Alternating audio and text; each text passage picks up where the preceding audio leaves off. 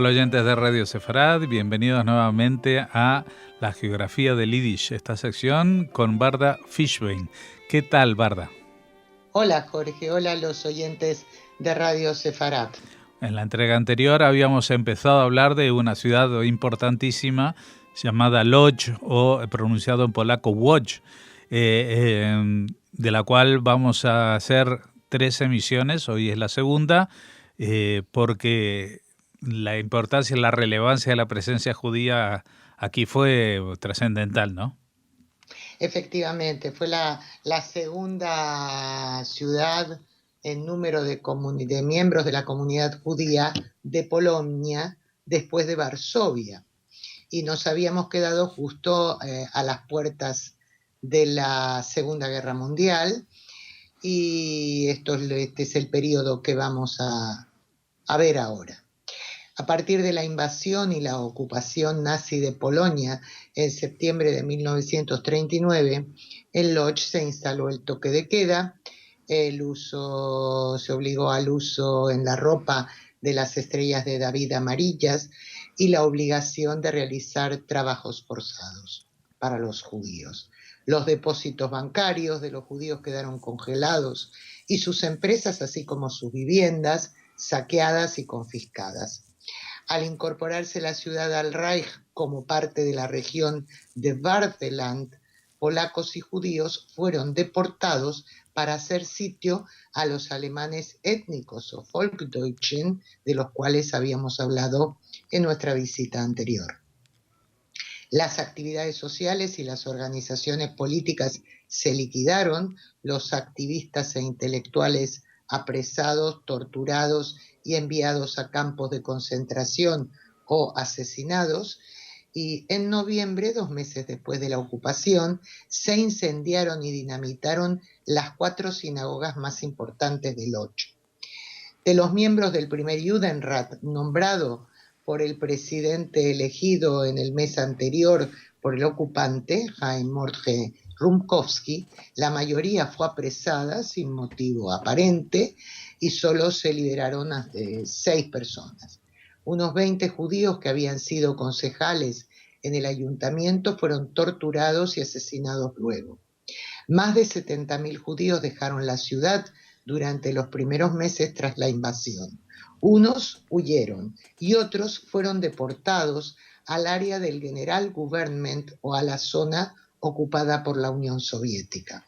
A los restantes, quedaban en la ciudad unos 170.000 judíos, se los confinó en un gueto que los nazis llamaron Litzmannstadt para honrar a un general de ese apellido que había sido un héroe para Alemania en la Primera Guerra Mundial. El gueto, segundo en mayor tamaño y población de Polonia, tras el de Varsovia, estaba pensado como un lugar de tránsito temporal, pero siguió existiendo durante 4 años porque los nazis quisieron aprovechar la mano de obra esclava de los judíos. El, entre comillas, barrio residencial judío, como lo llamaron los alemanes, se instaló en el insalubre distrito de Balut o Baluti y en parte del barrio antiguo en febrero del año 1940. Tenía 4 kilómetros cuadrados y las viviendas eran mayoritariamente de madera, estaban muy deterioradas y carecían de gas, electricidad y cualquier comodidad. Todo el barrio, como hemos descrito en nuestra anterior visita a Lodz, carecía de alcantarillado y de agua corriente. El gueto se aisló con una cerca de madera, rodeada a su vez de una alambrada de púas, en el mes de abril de ese mismo año, 1940. Así como en otras ciudades, por ejemplo en Varsovia, hubo judíos que consiguieron ocultarse en la zona aria, en Lodz solamente unos pocos lo consiguieron, porque las comunicaciones del gueto con el resto de la ciudad eran prácticamente inexistentes. En junio, los registros indicaron que 160.320 personas exactamente estaban alojadas en el gueto. Al año siguiente, entre octubre y noviembre, llegaron unos 20.000 deportados procedentes de lugares tan lejanos como Viena, Praga, Luxemburgo y de varias ciudades de Alemania. Otros 18.000 siguieron llegando hasta agosto de 1942, procedentes de comunidades ya liquidadas. De manera que llegaron a vivir allí unos 200.000 judíos, incluso se confinaron en ese gueto deportados de etnia gitana. El controvertido presidente del Judenrat, Chaim Mordechai Rumkowski, un empresario no demasiado exitoso, antes de la guerra había dirigido el orfelinato de la ciudad. El Judenrat tenía a su cargo la organización interna del gueto y la relación con el ocupante. Debía distribuir alimentos, cuidar de la higiene pública, alojar a las familias, mantener el orden y organizar todo lo concerniente a una eficaz deportación de los alojados cuando así lo demandaban los nazis. Antes se mencionó que la figura de Rumkowski fue muy controvertida. Utilizó su función de presidente del Judenrat como si el gueto fuera un estado y él su jefe.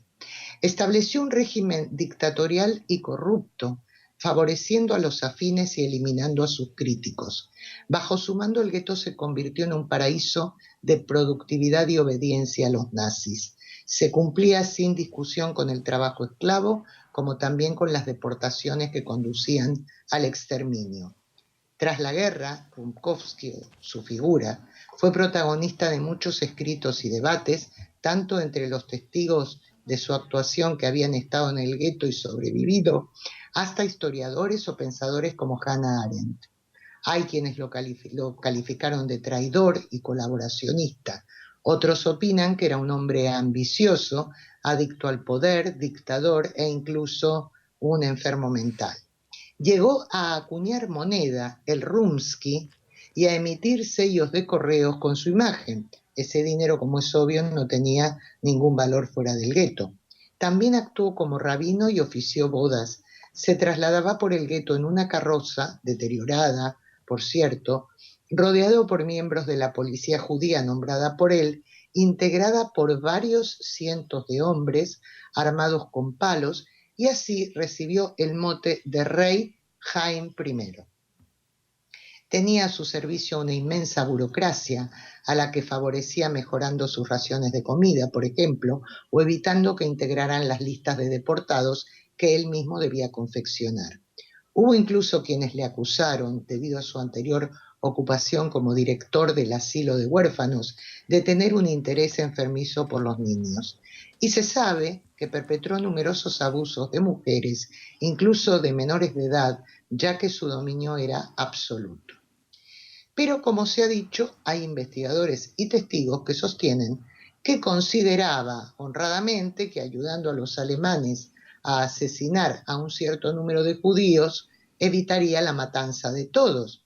Y quizás sus cálculos habrían sido correctos si, como él pensaba, la guerra hubiera sido más corta o que a partir del año 1942 la amenaza de los aliados hubiera hecho desistir a Hitler del exterminio, de lo que también él estaba convencido.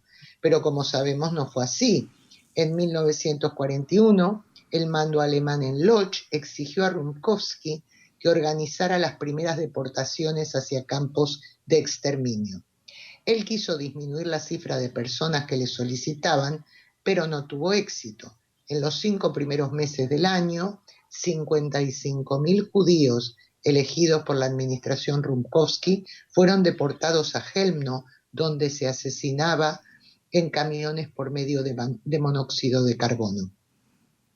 Al año siguiente debió organizar el transporte de la totalidad de niños y ancianos del gueto, y fue entonces cuando pronunció un discurso público conocido en la historia como «Dadme a vuestros hijos». La razón que esgrimió y con la que intentó convencer a los padres y familias para que entregaran pacíficamente a niños menores de 10 años y a los ancianos y enfermos fue que ese acto salvaría de la muerte a las personas útiles para el trabajo. El número de deportados fue en este caso de 20.000 personas. A partir de aquel momento hubo un relativamente largo periodo sin deportaciones, lo que para Rumkowski significó que su actuación había sido correcta. Entretanto, como Lodz había sido una ciudad de referencia en la industria textil, un gran número de talleres distribuidos por todo el gueto, donde trabajaban hasta la extenuación todos los residentes de entre 10 y 65 años, con una ración de comida de 600 calorías diarias, fabricaba uniformes para el ejército nazi. Igualmente, miles de trabajadores fueron enviados a campos de trabajos forzados, donde las condiciones eran una sentencia segura de muerte. Me refiero a campos de trabajo forzados en otros sitios.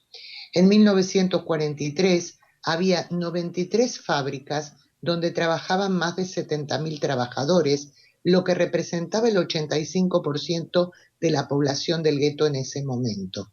Una de las industrias más importantes y rentables para los nazis durante la guerra, con costes mínimos. Cada trabajador empleaba entre 10 y 14 horas diarias, cobrando un salario miserable. No tenían medios, no llegaban para comprar una cantidad mínima de alimentos para complementar su dieta de hambre, de manera que su sustento dependía de las sopas acuosas que repartían en la fábrica una vez al día.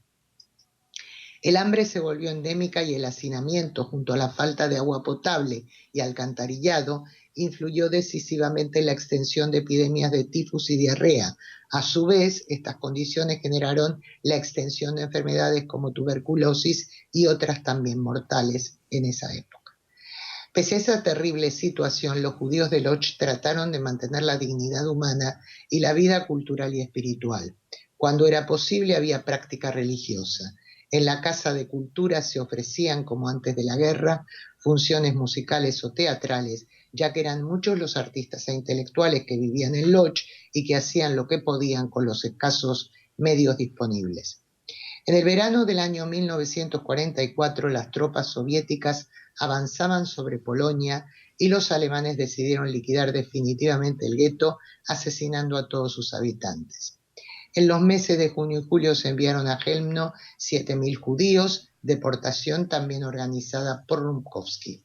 Al mes siguiente, en agosto, se suspendieron las funciones y atribuciones del Judenrat, los talleres se cerraron y los últimos alojados en el gueto fueron transportados a Auschwitz, incluidos Rumkowski y su familia. Todos fueron asesinados en las cámaras de gas de Birkenau el 28 de agosto de 1944. Es posible que Rumkowski hubiera creído que su activa colaboración con los nazis en el exterminio le libraría a él mismo de su suerte, pero no fue así como terminó su vida. A unos pocos cientos de judíos designados por los nazis se los obligó a quedarse en el gueto para realizar las labores de limpieza tras los traslados. Aproximadamente 12.000 de los transportados a Auschwitz sobrevivieron hasta la liberación. El Ejército Rojo llegó a la ciudad el 19 de enero de 1945, donde hallaron únicamente a 877 judíos vivos. Y bien, como siempre hacemos, vamos a destacar a algunas personas de entre las muchísimas importantes contribuyentes al arte, a las letras, etcétera, y a otras disciplinas nativos de Lodz. Empezamos por el violinista, director de orquesta, compositor y crítico teatral David Beigelman, nacido en 1887. Fue uno de los confinados en el gueto. Allí escribió partituras para orquesta y canciones en las que describió la vida cotidiana que llevaban los judíos encerrados, como también dirigió funciones y conciertos en la Casa de la Cultura. Estuvo en el grupo de las últimas personas deportadas en 1944 hacia Auschwitz y desde allí se lo volvió a trasladar, esta vez a un campo de trabajo forzados, donde murió en febrero de 1945.